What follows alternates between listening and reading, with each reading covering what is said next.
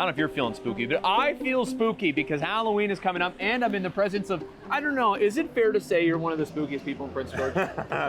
Maybe by mistake, yeah, I guess. But good to see you again. Yeah, you too. Yes, doing the ghostly walks here. We're gonna get set for our own today. Yeah. I'm excited. Absolutely, yeah. Let's get it going and we'll start her up. Sounds good. Downtown Prince George. It has a lot to offer. Ton to offer. More stories than I have route for. So I'm hoping to develop a second route because there's a lot more stories around. Okay, So, okay. yeah. Once people hear you're looking for them, they come out of the woodwork. They want to help you out. So Now, we started at George Street. Yeah. Is this the epicenter? yeah, I mean, for me, I would say 3rd Avenue has a lot going on for sure, but it's a great place to start because it kind of, Yeah. eases us into the whole thing.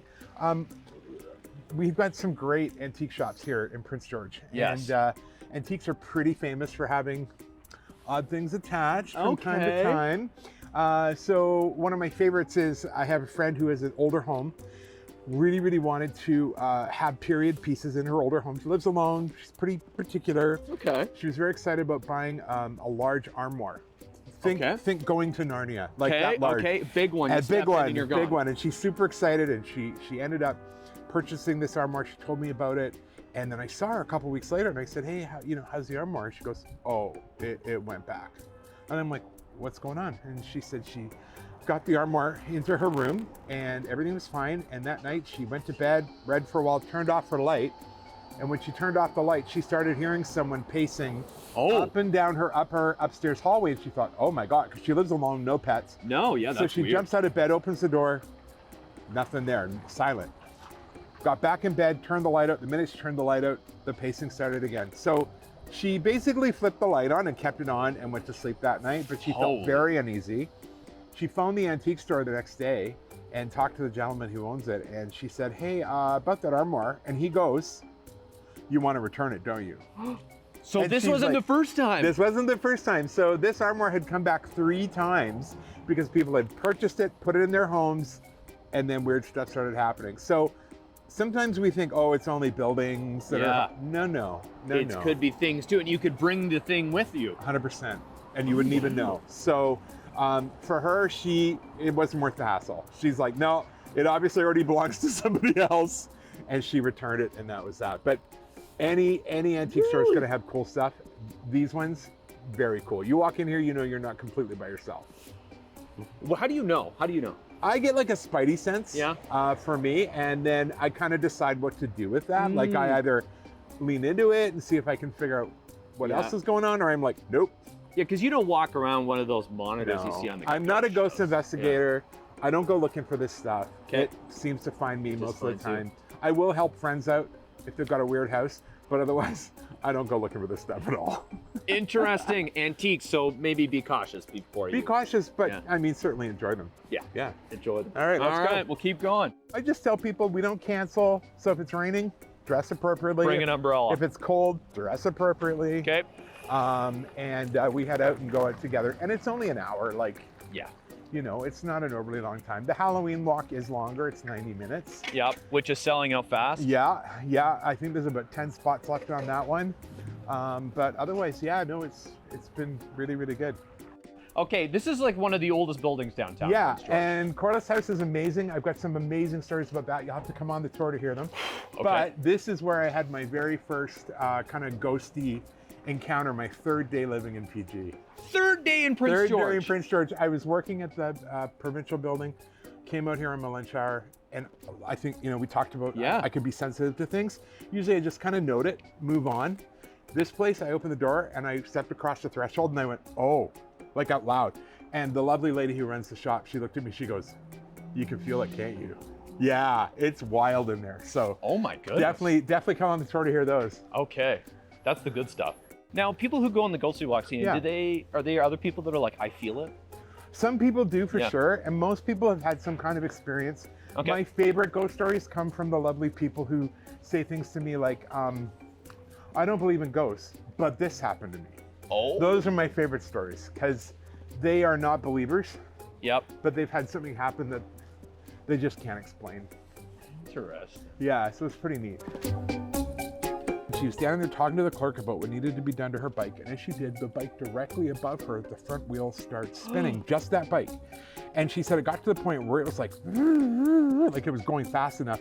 And she looked at it and the clerk looked at it and the clerk looked at her and just went, Fred.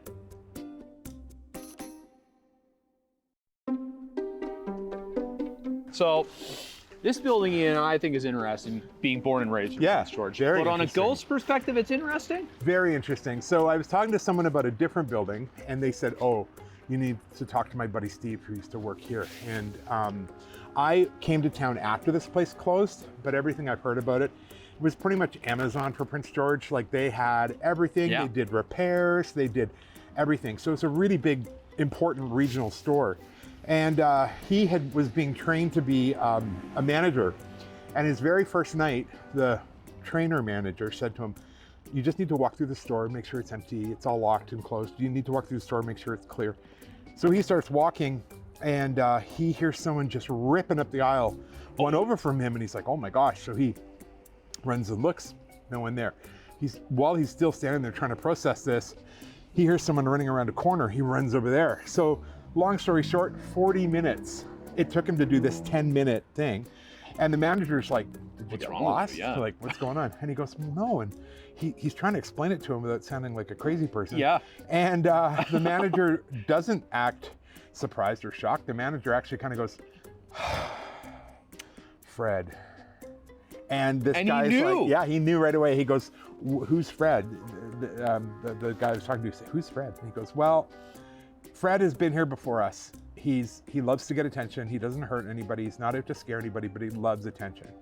And he goes, well, why didn't you warn me about this? And he goes, well, two reasons. Number one, usually when we tell new people about Fred, they quit. Yeah, as would a normal person. As would a normal person. And number two, he said, and also, I've never seen Fred bother anyone on their first day. And so he's like, well, great. So there is more to that story, which I will certainly include on the tour where Steve has an actual encounter with Fred. But the cool part for me too is when I started doing these stories, people going on the tours who either worked here, have insight, they've got additions. And this lady said to me she brought her bike in here to get it repaired, and all the bikes were hanging overhead, with the front wheels facing down. Yep, I remember this place. Yep. And she said she was standing there talking to the clerk about what needed to be done to her bike. And as she did, the bike directly above her, the front wheel starts spinning, just that bike.